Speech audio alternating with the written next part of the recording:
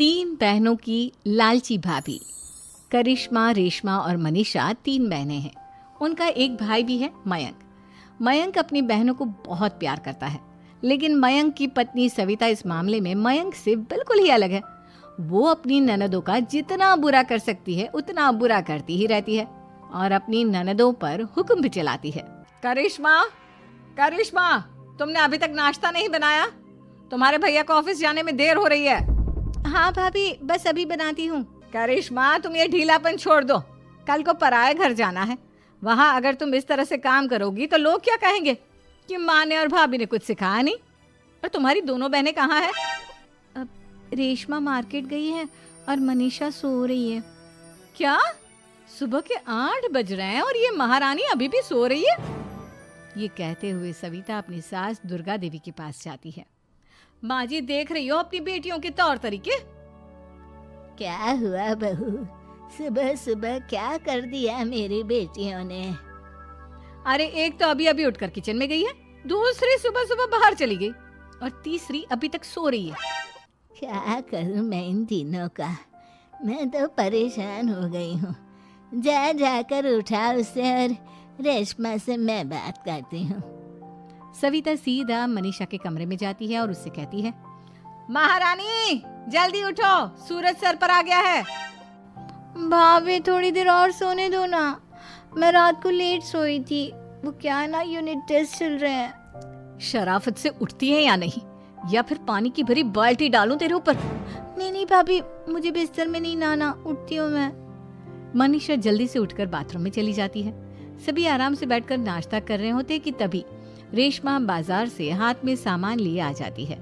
रेशमा को देखते ही सविता उस पर बरस पड़ती है। लो, आ गई महारानी। ऐसा भी क्या सामान लाना था जो सुबह आंख मलते ही बाजार की तरफ रवाना हो गई? भाभी, कल आप ही तो चीख रही थी कि घर का सारा सामान मुझे ही लाना पड़ता है, घर में किसी को भी किसी काम से कोई लेना देना नहीं है। अब मैं बाजार जाकर सामान ले आई तो आपको इस बात से भी तकलीफ हो रही है? देख रही हो माँ जी, अपनी बेटी की जुबान कैंची से भी तेज चलती है। और मयंक, आप तो कुछ कहेंगे नहीं अपनी लाडली बहन को। रेशमा, अपनी भाभी से ऐसे बात नहीं करते। चलो माफी मांगो। भैया, मैं क्यों माफी मांगू?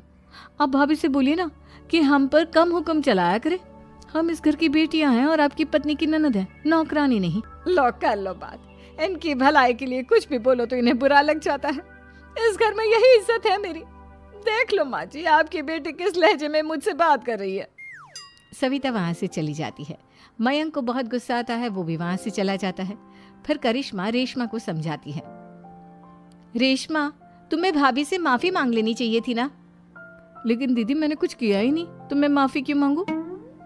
हाँ करिश्मा दीदी, रेशमा दीदी जैसे ही घर में आई भाभी ही उन पर चिल्ला रही थी।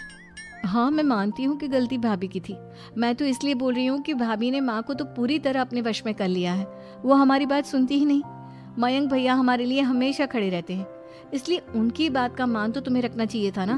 कोई फायदा नहीं दीदी, कुछ दिनों की बात और है, भाभी उन्हें भी हमारे खिलाफ भड़का देंगी। फिर वो भी माँ की तरह हमारी किसी बात का विश्वास नहीं करेंगे। इसी तरह सविता अपनी तीनों ननदों को किसी न किसी बात पर परेशान करती रहती थी। एक दिन मयंक अपनी तीनों बहनों के लिए गिफ्ट लाया।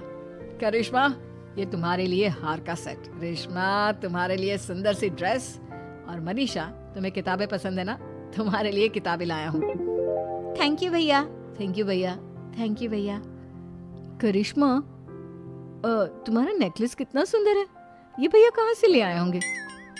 मैंने भैया को 3 दिन पहले फोन पर ये डिजाइन दिखाया था और आज भैया ये ले आए।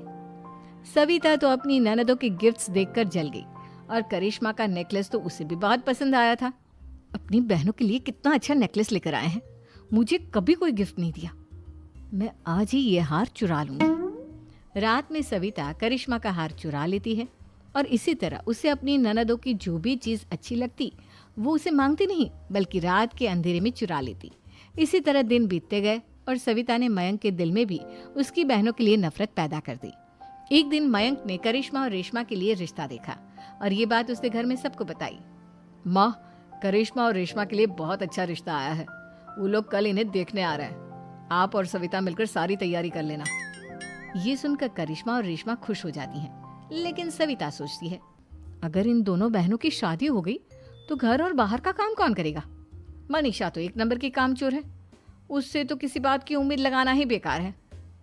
मुझे इस शादी को रोकना होगा। अगले दिन सभी लड़के वालों के स्वागत की तैयारी करने में लगे होते हैं। तभी मयंक अपनी बहनों से आकर कहता है, तैयार हो गई तुम दोनों? देखो दोनों लड़के बहुत अच्छे हैं, मैं कोई कसर नहीं छोड़ना चाहता, इसलिए तुम उनके सामने अच्छे से बिहेव करना और अपनी भाभी से लड़ने मत लग जाना। करिश्मा, तुम वो नेकलेस पहन लो ना जो मैं तुम्हारे लिए लाया था। भैया मैं बहुत देर से वो नेकलेस ढूंढ रही हूँ, लेकिन मुझे मिल ही नहीं रहा। क्या तुमने नेकलेस खो दिया? तुम्हें पता भी है वो कितना महंगा था? तुम कोई काम ढंग से नहीं कर सकती। मयंक गुस्से में वहां से चला जाता है। थोड़ी देर बाद लड़के वाले भी आ जाते हैं। वो दोनों बहनों को पसंद कर लेते हैं और रिश्ता पक्का हो जाता है। लेकिन सविता के दिमाग में तो कुछ और ही खिचड़ी पक रही थी। वो पंडित जी के पास करिश्मा की कुंडली लेकर जाती है और उन्हें पैसे देकर करिश्मा की कुंडली बदलवा देती है। जब लड़के वालों के पास करिश्मा की कुंडली जाती है तो वो दुर्गा को फोन करते हैं। बहन जी, हमने करिश्मा की कुंडली अपने पंडित जी को दिखाई थी। आपकी बेटी की कुंडली नहीं बल्कि दोषों का पिटारा है। देखिए, मैं और मेरे पति इन सब बातों में बहुत विश्वास करते हैं, इसलिए हम आपकी बेटी से अपने बेटे की शादी नहीं करा सकते। इस तरह करिश्मा का रिश्ता टूट जाता है और सभी घर वालों को बहुत दुख होता है। अब कविता सोचती है, चलो करिश्मा का तो रिश्ता टूट गया, अब रेशमा का भी रिश्ता तोड़ना है। क्या करूं? अब सविता आवाज बदलकर किसी अननोन नंबर से रेशमा के होने वाले ससुराल में फोन करती है। हेलो, मैं कौन हूँ कौन नहीं ये आपके लिए जानना जरूरी नहीं। बस इतना सुन लो कि रेशमा का 2 साल से किसी के साथ अफेयर चल रहा है। बस रेशमा का रिश्ता तोड़वाने के लिए सविता का इतना कहना काफी था। अब रेशमा का भी रिश्ता टूट गया। मयंक और दुर्गा देवी ने रेशमा को खूब खरी खोटी सुनाई और उससे बार बार उस लड़के के बारे में पूछने लगी। आप दोनों मुझे क्यों परेशान कर रहे हो? अरे कोई लड़का होगा मेरी लाइफ में तो मैं बताऊंगी ना, जब कोई है ही नहीं तो कहाँ से लाऊं मैं कोई लड़का? तो तेरे होने वाले ससुराल वालों को फोन किसने किया था? माँ मैं नहीं जानती किसने फोन किया था, मैं सच कह रही हूँ। मैं तो पहले ही कह रही थी इसकी लगाम खींच कर रखो, लेकिन मेरी सुनता ही कौन है। आप चुप रहिए भाभी, ये सब आपका ही किया धरा है।